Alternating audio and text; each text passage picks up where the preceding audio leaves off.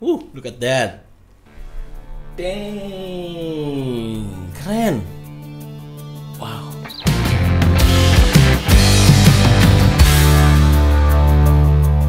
Hai, welcome back to iCek Live, gue Indra, dan di video kali ini kita akan membahas seputar per Steam Deck-an lagi. Setelah 2 video kita sebelumnya itu rame ya, view-nya di atas 100.000. Ternyata cukup rame juga peminat Steam Deck dari subscriber iCek Live. Di video kali ini kita akan lanjut membahas sebuah aksesoris untuk Steam Deck yang gue yakin udah ditunggu-tunggu oleh seluruh Steam Deck user di Indonesia tentunya. Ini adalah Clear Edition for Steam Deck, atau kita sebut aja Transparent Backplate for Steam Deck. Ini brandnya dari G-SOX, dan lagi-lagi saya beli sendiri. Jadi G-SOX, tolong ya, ini video kedua saya mereview brand G-SOX. Tolong dong. Ya, banyak yang bilang backplate transparan ini nggak cuma buat gaya-gayaan doang atau buat looks aja, tapi punya fungsi untuk nurunin suhu pada saat kita lagi gaming, khususnya untuk game-game AAA. Apakah benar atau cuma gimmick aja? So, ikut terus video ini, saya Indra, let's get started.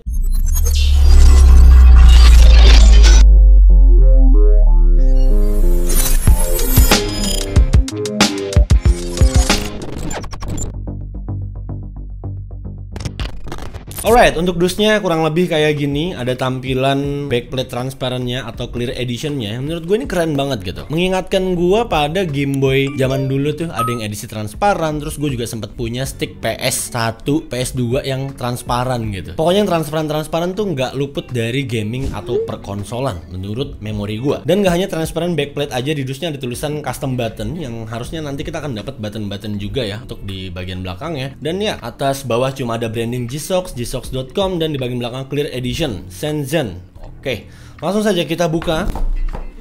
Oke, di bagian dalamnya nih kita akan mendapatkan satu buah kotak di sini. Gue yakin isinya ini mungkin manual book. Oh, enggak, kita akan mendapatkan back button. Jadi untuk tombol-tombol di bagian belakangnya, yang dimana kita bisa customize. Nanti gua akan jelaskan lagi. Lalu ada backplate-nya tentunya.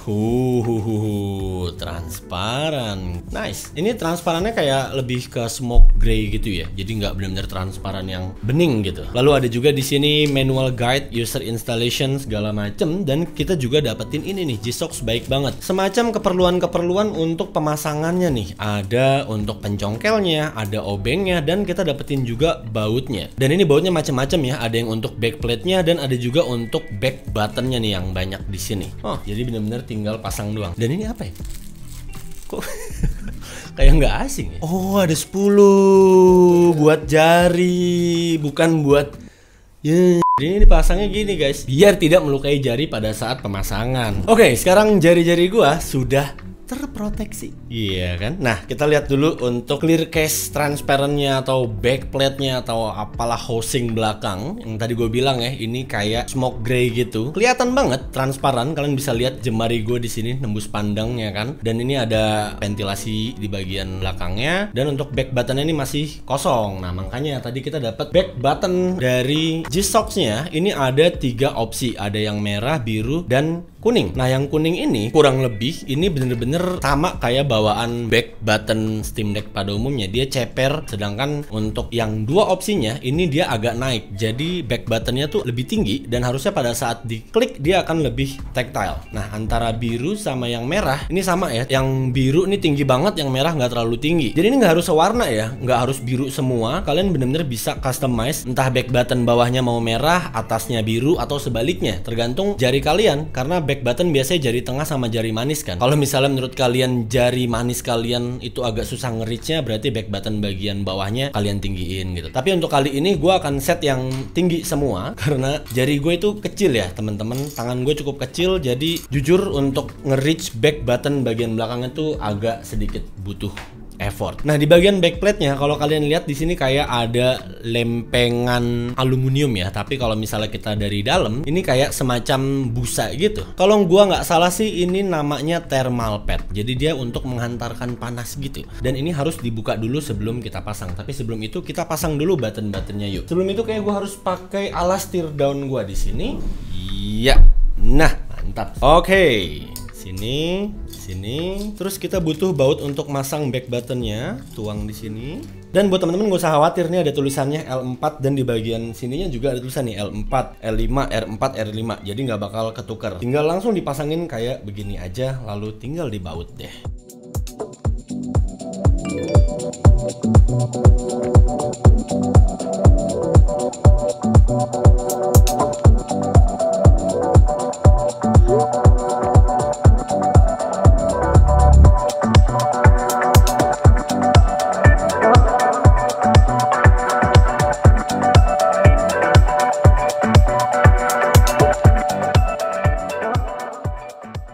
Oke, udah kepasang di sini back buttonnya. Kalian bisa dengerin. Lebih mudah nge-reach-nya dan kerasa tactile. Harusnya pas udah kepasang juga akan lebih berasa lagi. Nah, sebelum kita pasang, sebagai perbandingan aja tadi sebelum gua pasang ini udah sekitar 10 menitan ya gua runningin Steam Deck gua main Horizon Zero Dawn. Ini Horizon yang ke-1 ya. Dan gue cuma pengen ngasih lihat aja suhunya. Ini running di 84 dan 85 untuk GPU dan CPU-nya. Again, sekali lagi ini udah running sekitar 10 menit lebih bahkan. Dan nanti kita akan bandingkan dengan backplate G-Shocks ini. Nih kita buka dulu ya. Oke, dan ini untuk backplate belakangnya. Gue yakin kalian juga udah sering banget lihat backplate original Steam Deck. Nah, ini kan untuk ngebongkar kita biasa begini kan. Cuman nih analog bakal nahan nih. Buat teman-teman yang rada ngeri-ngeri sedap kayak gue gini, kalian bisa menggunakan softcase bawaannya Steam Deck ya. Di bagian atasnya ini kan ada penahan analognya. Nih kalian buka aja nih kayak gini.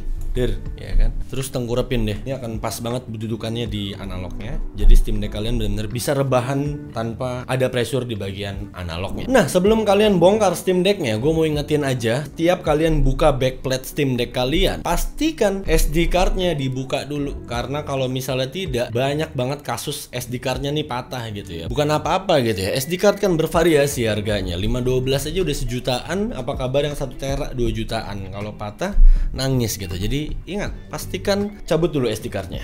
Oke, kalau misalnya udah, ini langsung aja kita copotin. Dan ini bautnya bervariasi, ada yang pendek, ada yang panjang. Jadi jangan sampai ketukar dan kalian posisiinnya itu bener-bener seperti keadaan semula gitu ya.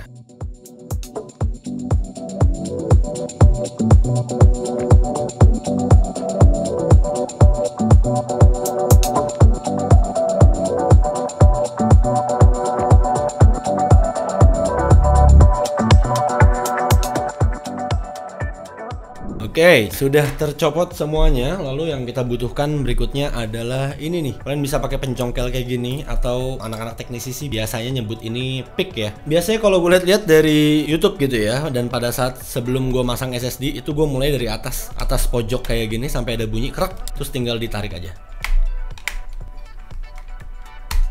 Kalau misalnya sekiranya belum keangkat bisa diulangin lagi sampai bunyi tek tek. Gak apa-apa, jangan khawatir. Buat kalian yang baru pertama kali, ini dia kayak sistemnya sistem lock gitu. Jadi jangan takut patah ya, tapi tetap harus hati-hati ya. Nah, sampai bunyi krek gitu ya. Itunya lagi. Nah, tinggal tarik aja, terusin ke bawah. Set. Lalu tinggal kita terusin aja sampai ke bagian bawah kayak gini.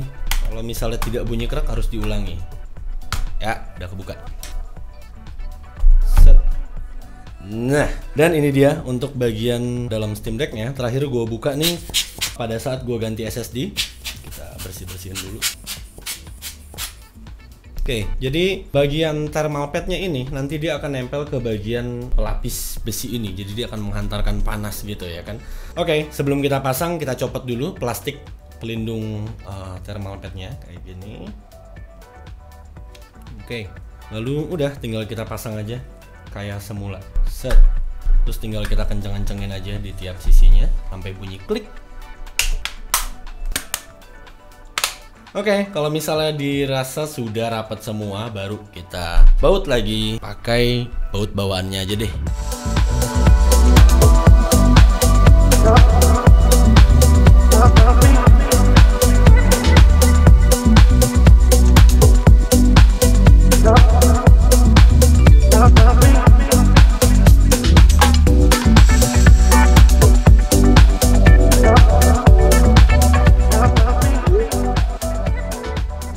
Look at that.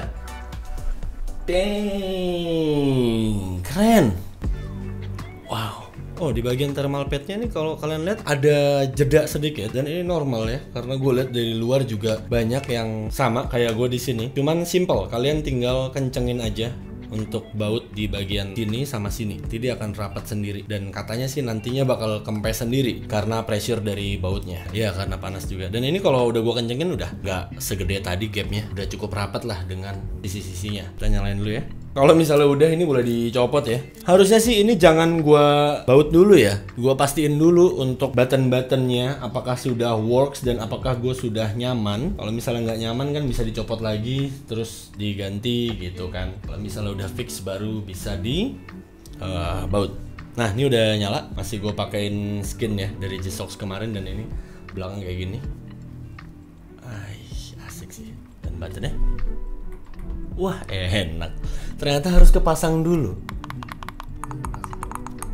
Ih, nyaring banget bunyinya dan gampang banget tangan gue nge-reach-nya. Kalau misalnya backplate-nya ini ya udahlah gitu kan, transparan. Gue tuh ngincer buttonnya sebenarnya. Karena menurut gue bawaan back button bawaan Steam Deck tuh kependekan dan ini bener-bener gak usah dalam-dalam, tangan gue udah langsung bisa nge-reach ke bagian belakangnya. Dan ini looks-nya keren banget sih.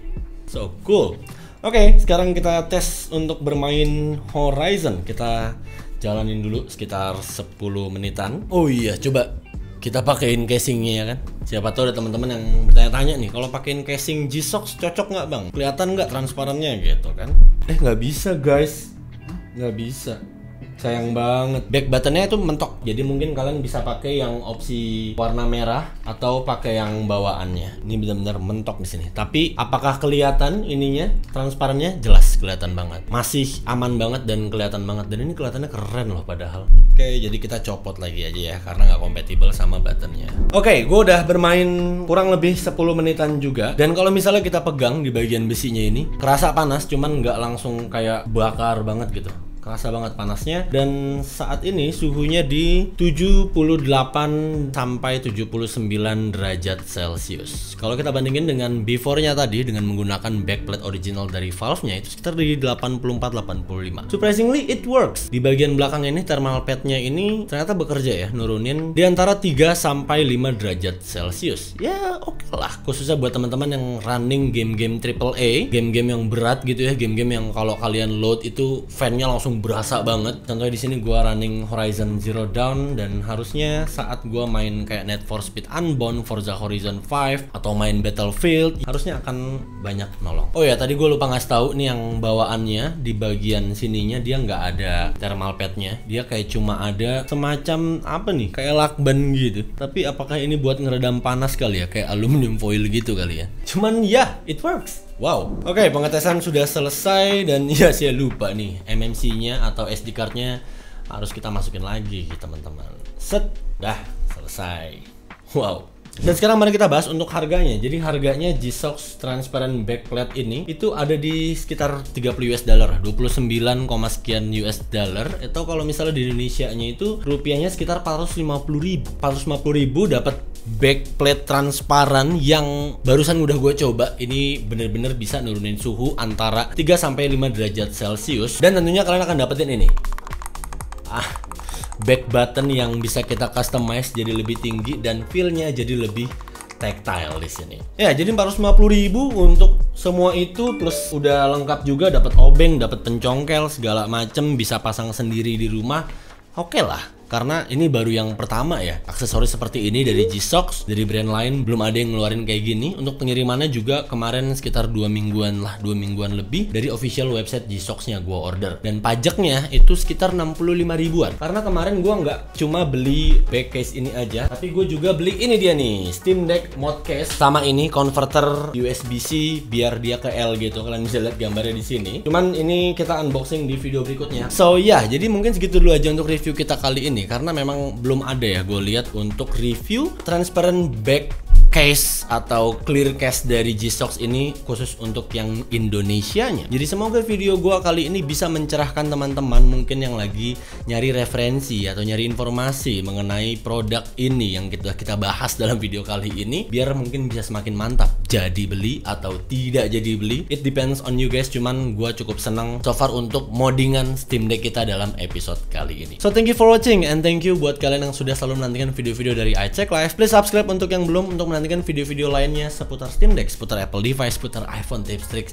segala macam. Karena di bulan Februari ini kita akan banyak sekali mengunboxing barang, nggak hanya Steam Deck aja, khususnya untuk Apple. So I'll catch you guys on the next video. Saya Indra, until next time, goodbye.